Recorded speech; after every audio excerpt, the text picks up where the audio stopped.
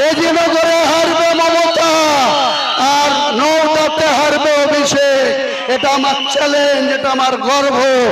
আমার সালাম জানাই নওদার ভাই ভোটারদের, রেজিনগরের ভোটারদের। মমতা ব্যানার্জিকে এমন শিক্ষা দেব, মুর্শিদাবাদ জেলায় 22টা আসনের মধ্যে 20টা ছিল। 4টা মে যেদিন গণনা হবে, 2-1টা বিজেপি পাবে, 2-1টা কংগ্রেস পাবে, বাকি সিট আম জনতা উন্নয়ন পার্টি আর আসাদুল্লাহ ওয়াইসি জোট পাবে। দেখে নেবেন এই তৃণমূলকে মুর্শিদাবাদ জেলায় 0 করব, মালদা জেলায় 0 করব, উত্তর দিনাজপুরে 0 করব, বীরভূমে তাদের 12টার মধ্যে 11টার মধ্যে 10টা সিট জিতে আছে, সেখানেও আমরা 4-5টা সিট জিতবো।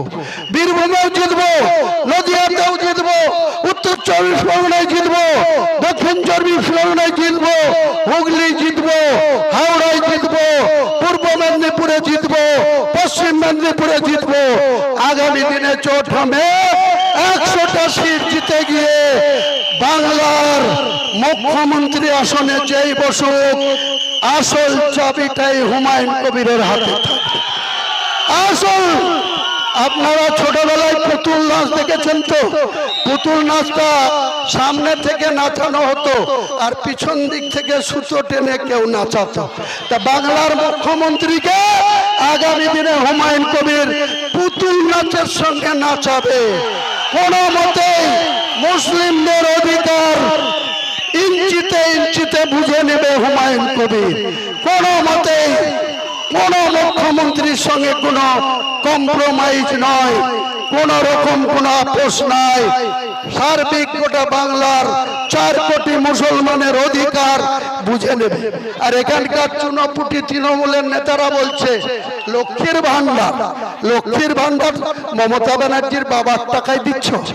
লক্ষ্মীর ভান্ডার আগামী দিনে আমরা নির্বাচন ইশতেহারে পরিষ্কার জানিয়ে দিয়েছি, আমরা 4 মের পরে নতুন যে সরকার আসবে সেই সরকারের নেতৃত্বে লক্ষ্মী ভান্ডার নামক ওই স্কিমই থাকবে না। আমরা মায়েদের সুবিধা স্কিম চালু করব, সে হিন্দুদেরও মা মুসলমানদেরও মা। সেই মায়েদের সুবিধার নামে যে স্কিম চালু করব, সেটা প্রত্যেক মাসে মাসে এই হিন্দু মারা মুসলমান মারা 3,500 টাকা করে পাবে। আর যে 1,20,000-এর যে ঘর, 1,20,000-এর ঘরের টাকা নিতে গিয়ে তৃণমূলের ক্যাডারদের পঞ্চায়েত সদস্যদের 10,000 20,000 টাকা করে ঘুষ দিতে হয়, ছেলামি দিতে হয়, তুলাবাজি দিতে হয়। আগামী দিনে আপনারা আমাদের ক্ষমতা দিয়ে পাঠান, আমাদেরকে 80,000 ভোটে রেজিনগরে জিতিয়ে পাঠান। আগামী দিনে রেজিনগরের মানুষ, মুর্শিদাবাদের মানুষ, বাংলার মানুষকে সরাসরি আবাসনের যে ঘরের টাকা 2 লাখ টাকা করে সরাসরি অ্যাকাউন্টে করে দেবো। এটা আমার চ্যালেঞ্জ, আমার ঘোষণা, আমার ইলেকশন ইশতেহার, এটা আমরা ডাইরেক্টলি বলেছি। এছাড়াও এই মুর্শিদাবাদে একটা এয়ারপোর্ট তৈরি করব আগামী 5 বছরের মধ্যে। মুর্শিদাবাদে এয়ারপোর্ট হবে। মুর্শিদাবাদে গঙ্গার ওপারে বিদুপাড়া থেকে লোকনাথপুর গঙ্গার উপরে ব্রিজ হবে, লোহাদা ঘাটের ব্রিজ হবে।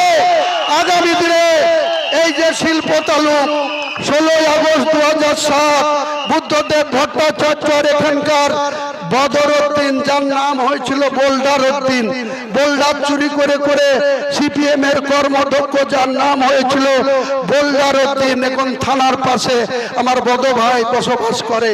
সেই বোল্ডার উদ্দিন আর বুদ্ধদেব ভট্টাচার্য 16 আগস্ট 2007 নারায়ণ বিশ্বাস কুটির শিল্প দপ্তরের মন্ত্রী ছিল। তিনি ওই উত্তরবঙ্গের যেটা জেলা থেকে জিতে এসেছিল, তারা সেদিন বলেছিল এই শিল্প তালুকে 183 একর জায়গাতে শিল্প হবে, 10,000 রেজিনগরের কর্মসংস্থান হবে। আজকে তারা 2011-তে হেরে গিয়েছে। মমতা ব্যানার্জি 15 বছরের সরকার, আজ পর্যন্ত ওই শিল্প তালুকে একটাও শিল্প হয়নি। গত 3 বছর আগে মমতা ব্যানার্জি বলল ই বাসের কারখানা হবে, একটাও ইট গাঁথেনি, শুধু ধাপ্পাবাজি, শুধু মিথ্যাচারী আর শুধু মুসলমানদেরকে ইউজ অ্যান্ড থ্রু করা। আগামী দিনে একটাও যারা প্রকৃত মুসলমান, ইমানদার মুসলমান, সৎ মুসলমান, তারা এই জোড়া ফুলে কেউ ভোট দেবেন না। এটা আরএসএস এর দল। মমতা ব্যানার্জি ডাইরেক্ট আরএসএস এর দালাল।